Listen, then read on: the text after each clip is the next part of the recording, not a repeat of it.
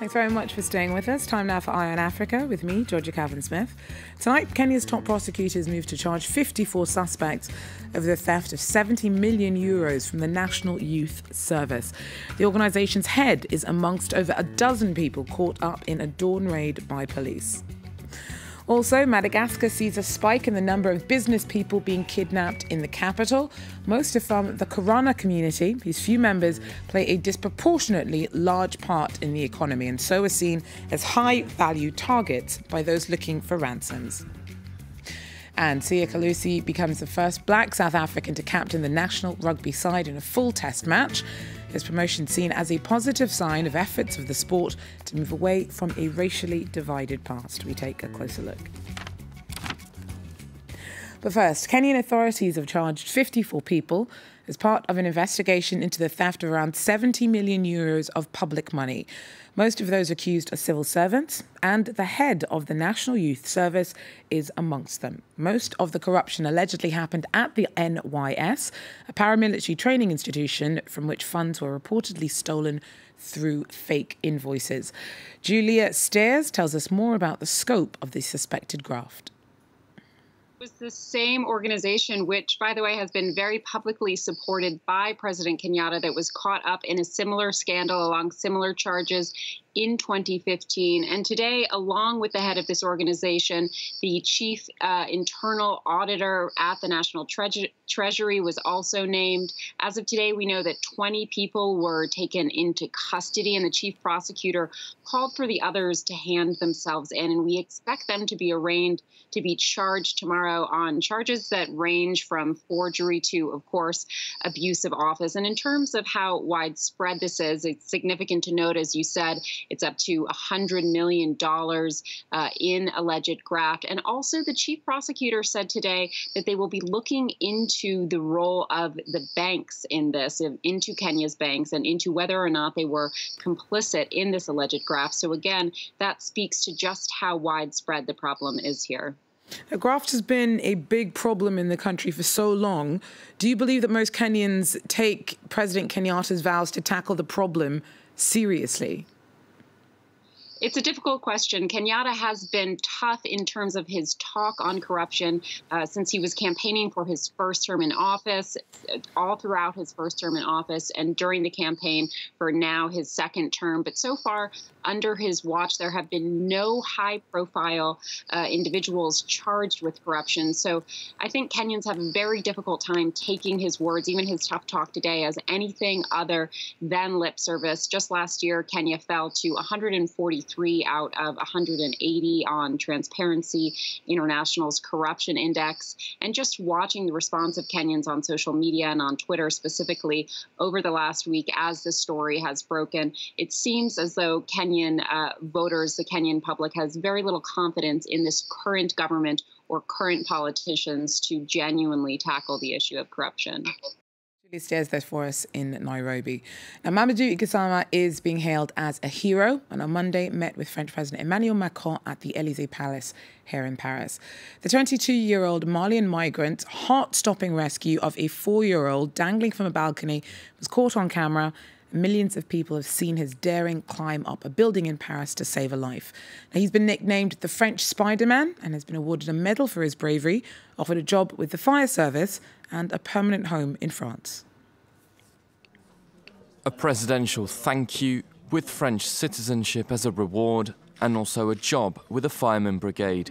Emmanuel Macron wanted to personally congratulate Mamadou Gassama, a 22-year-old Malian migrant who saved a little boy hanging from a 4th-floor balcony. After his meeting at the Élysée Palace, a shy young man said he was very happy with his medal for bravery. I'm very happy to receive this award. The president was very nice. It's the first time I've received this kind of prize, so I'm very happy. The footage of his miraculous rescue went viral in a matter of hours. In just over 30 seconds, Spiderman, as he is now called, managed to pull himself up 4 floors to rescue the 4-year-old child. Focus has now shifted to the hero's personal situation, a migrant who arrived in France dreaming of building a new life. His journey to France mirrors the cases of thousands of other people leaving Mali, crossing the deserts of Niger and Libya before his perilous journey across the Mediterranean to Italy and then finally arriving in France. In September 2017, the young man settled in Paris illegally before being temporarily housed in a welcome centre in Montreuil on the eastern border of the capital. The mayor has now made him an honorary citizen of the town. We've just received a new citizen of Montreuil, whom we want to honor. I asked him to become an honorary citizen of the town of Montreuil. I used this opportunity to thank him, to celebrate the moment. We are very proud. He is an example to us all. With the promise of a job and a French passport, his dream of completing a new life in France should now become reality. Madagascar has seen a spike in the number of business people being kidnapped in the capital. Most are from the Karana community, whose members are mostly of Indian and Pakistani descent. Now, they've been in the country since the late 19th century, and though they make up only a small percentage of the population, they play a disproportionately large role in the economy, and so are seen as high-value targets by criminal gangs. 1 year ago, Madagascan businessman Danny Ismail faced a parent's worst nightmare. His 26-year-old son Yanish was kidnapped for ransom. For a week he was hooded, so in total darkness. Then the negotiations began until a ransom was paid. Kidnapping gangs have operated largely with impunity in Madagascar for years, targeting the Indian and Pakistani minority locally known as the Karana. Yanish's ordeal went on for 23 days. He had no idea if it was day or night. The only time he knew it was daytime was when he went out to the bathroom. It was only there where there was a bit of light. In the last 10 years, at least 100 kidnappings have targeted Karanas in the country. Members of the minority group have long occupied influential posts in business and finance, and the country's richest men are Karana entrepreneurs. Authorities say the organized gangs involved in kidnappings also regularly stage armed holdups. Several years ago, Thierry was attacked in his shop. Two people came, and there was one person with his gun. The second one, he pushed me.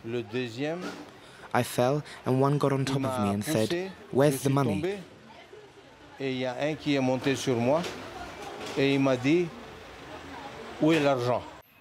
A special unit has been created to combat the recent surge in kidnapping, but many locals are still afraid to go to police.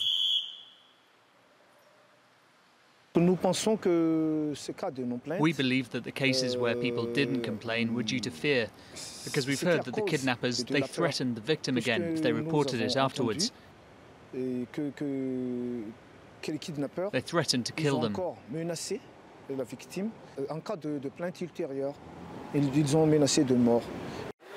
Since the unit's creation 8 months ago, it has opened investigations into 9 cases. 19 people are awaiting trial for related crimes. But as authorities crack down, for some Karanas, fear of kidnapping is now also accompanied by fear of backlash. South Africa's rugby team's appointed its first black test match captain.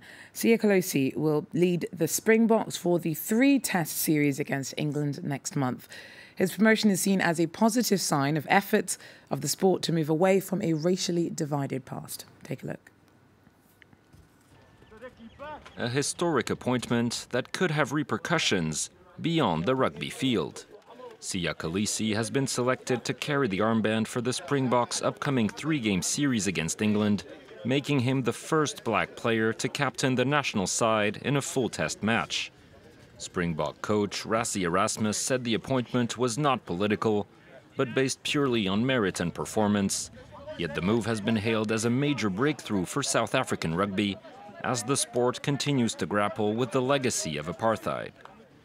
Until 1981, black players were barred from representing the Boks, and since the restriction was lifted, progress to bring in more players of color has been slow, with rugby still seen as a white sport by many South Africans. 2 years ago, South Africa's Sports Ministry and Rugby Federation agreed on a new quota system, setting a target for 50% of the national team to be made up of players of color by the 2019 World Cup.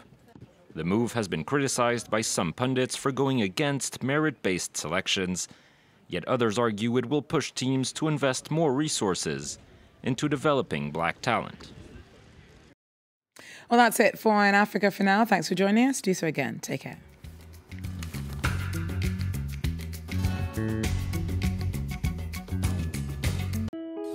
France 24 es rigurosidad, precisión y responsabilidad. Somos una familia comprometida con el periodismo y la verdad. C'est une des seules chaînes d'infos où on nous laisse jouer en plateau avec des Legos, avec des robots, avec tout un tas d'objets. We take a return ticket to revisit some of the key people and places of the last 50 years of world television news.